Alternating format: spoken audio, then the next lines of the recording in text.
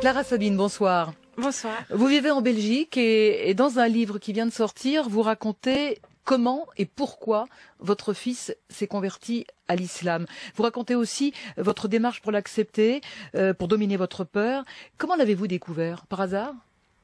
Oui, j'ai entendu du bruit et je me suis rendu compte qu'il priait. C'était à 5 heures du matin, j'ai entendu du bruit dans la maison et instinctivement, tout d'un coup, j'ai pensé qu'il s'était réveillé pour prier. Je ne sais pas pourquoi. Vous avez tout de suite pensé à ça?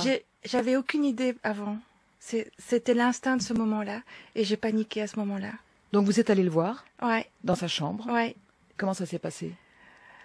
Il me l'avait caché, il nous avait caché sa conversion parce qu'il était rentré en Belgique de 3 mois à l'étranger avant de partir 6 mois à Istanbul et il s'est converti dans la tranche de 2 semaines en Belgique et il n'a pas osé en parler à son père et moi parce qu'il n'allait pas pouvoir communiquer avec nous puisqu'il serait absent et il était rentré d'Istanbul pour un week-end pour l'anniversaire de son frère et j'ai entendu du bruit et je ne sais pas pourquoi, j'ai eu peur et en fait Simon priait. Vous avez parlé d'un tsunami qui vous a envahi. Ouais. J'étais terrorisée. Et pourquoi terrorisée? Je ne sais pas.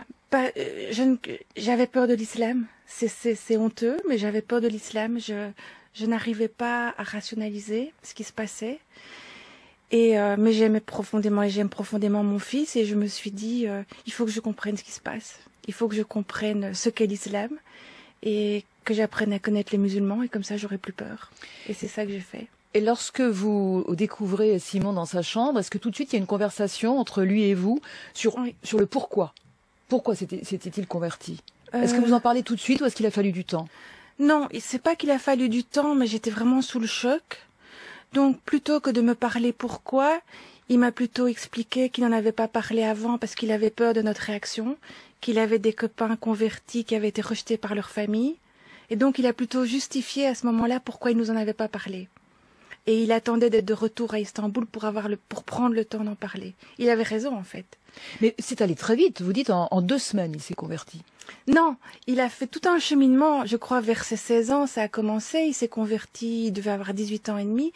Moi, je n'ai rien vu venir. Mais pour lui, ça a été un cheminement. Il a eu de plus en plus d'amis musulmans.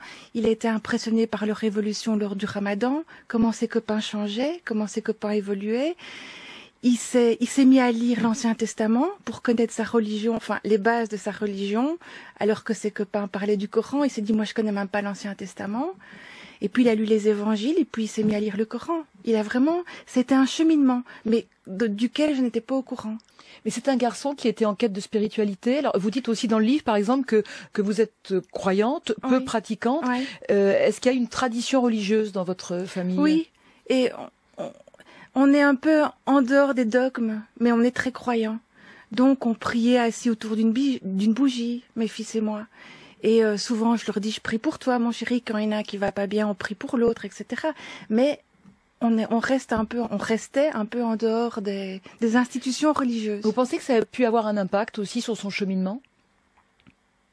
Sur cette volonté, cette quête de spiritualité ou d'une religion peut-être plus profonde, avec une vraie volonté de s'engager? Je crois que ce qu'il a trouvé dans l'islam, c'est un cadre. C'est une communauté qui pratique ensemble. C'est une solidarité. Les gens, la solidarité pendant le Ramadan, la charité, l'aide aux associations, etc. Il s'est vraiment trouvé comme une famille supplémentaire, parce qu'on est très famille et il est bien dans sa famille. Il s'est trouvé une communauté de prière qu'il n'avait pas dans le christianisme. Mais vous avez pensé à l'islam radical, au terrorisme, au djihad, dont on parle pratiquement tous les jours?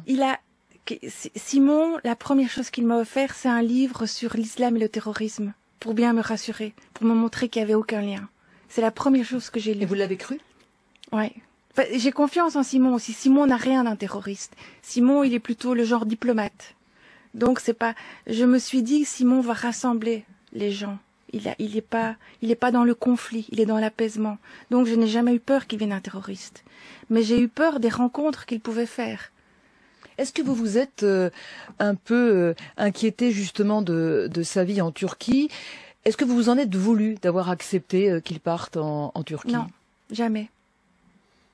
Non. Vous avez cherché à savoir qui il fréquentait là-bas? Oui. Et j'ai alors? cherché à savoir qui il fréquentait en Turquie et j'ai appris qu'il fréquentait en Belgique, bien sûr.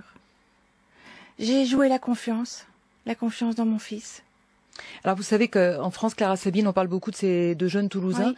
qui ont été récupérés en Turquie justement alors qu'ils tentaient de gagner la Syrie pour le djihad. Il y a beaucoup de réactions, Jean Z, en France. C'est vraiment un débat très important ici. Exactement, Pierrot nous écrit: les esprits s'échauffent, les jeunes sont embrigadés par des fanatiques et les parents sont dépassés par les événements. Optimal, une belle mécanique d'embrigadement sectaire, méthode de lavage de cerveau connue depuis la nuit des temps. Internet permet de prospecter de façon exponentielle. Jocelyne, à quoi servent les parents? Personne ne pose la question de savoir si c'est normal qu'à 15 ou 16 ans il soit possible de faire tout ce que l'on veut. Enfin Claude, pourquoi accabler les parents? En tant qu'ancien jeune, avez-vous vraiment tout raconté à vos parents? Tout à fait. Vous comprenez ces réactions, Clara Oui, Sabine? je comprends les réactions, mais je crois que les parents peuvent pas tout contrôler. Les parents peuvent encadrer, ils peuvent être présents, ils peuvent essayer d'être à l'écoute, mais ils peuvent pas tout contrôler. Donc jeter la pierre aux parents, c'est un peu simpliste. Je crois que si ces jeunes sont embrigadés, comme on dit, par Internet, je pense, ça a bien été expliqué que ce n'est pas dans les mosquées que ça se passe, c'est plutôt par Internet. Je crois qu'il faut que le gouvernement s'en occupe déjà, comme en Belgique, on a eu le même problème il y a quelques mois. C'est au gouvernement à suivre ces sites, à les démanteler, à trouver les gens derrière. Simon était un adepte des réseaux sociaux, c'est quelqu'un qui surfe Non. sur le web? Non. Pas du tout. Mais j'en sais rien. Mais je suppose que oui.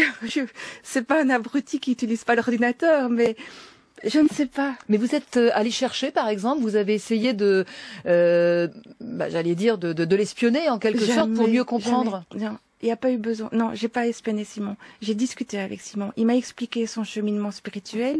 Ce qui m'a aidé, c'est que je crois moi en Dieu. Donc pour moi, c'est un changement de religion, mais c'est le même Dieu. Finalement, c'est pas un grand pas. Quand on y pense, c'est pas quelque chose de terrible. Il m'explique le prophète est venu après Jésus, 600 ans après. C'est juste une progression dans ma foi. Pour les parents qui ne croient pas en Dieu, c'est un pas gigantesque. Pour moi, c'est moins grand comme pas. Alors vous lui avez quand même demandé quelque chose, hein. Vous lui avez dit ne te fais pas pousser la barbe, ne te laisse pas pousser Oui. la barbe. Oui, je ne voulais pas de signes extérieurs. Comme je n'aimerais pas porter une croix, afficher une croix, pour moi la religion c'est quelque chose d'intime et de privé qui ne s'affiche pas. Mais bon, c'est ma façon de voir. Et j'avais peur que s'il porte la barbe, on l'affiche musulman. Mais il m'a rétorqué, le fils des voisins, il porte la barbe à un moment. Ce qui était vrai. Mais je lui ai dit, mais le fils des voisins, il n'est pas musulman. Donc c'est pas un problème. Mais bon, au début, il m'a dit pas la barbe, d'accord. Et puis le premier ramadan, il l'a fait pousser, il l'a toujours. Et ça lui va très bien. Et Donc on aujourd'hui, négocie sur la longueur. Il est comment, Simon, aujourd'hui? Donc il a une longue barbe? Non. Il est comment? Non. Il a pas une longue barbe du tout. Il est très beau. Ça, c'est la maman qui parle. Non, il a pas une longue barbe, mais on négocie pour qu'elle reste courte. Et c'est une discussion, une négociation régulière. Vous avez un discours avec lui régulier. Le contact n'est pas rompu, en tout cas. Non, bien sûr que non. Bien sûr que non. Jamais. Et vous êtes sereine? Oui. Grâce à lui, il me rend serein. Parce que je le vois heureux et apaisé et apaisant. En tout cas, merci beaucoup de ce témoignage, Clara Sabine. Mon fils s'est converti à l'islam, même pas peur. C'est aux éditions La Boîte à Pandore, et c'est un témoignage un peu différent de ce que l'on peut entendre justement de la part de ses parents très inquiets lorsque leurs enfants, souvent via les réseaux sociaux, se radicalisent jusqu'à parfois partir en Syrie. Merci à vous. Merci à très bientôt. Au revoir. Au revoir.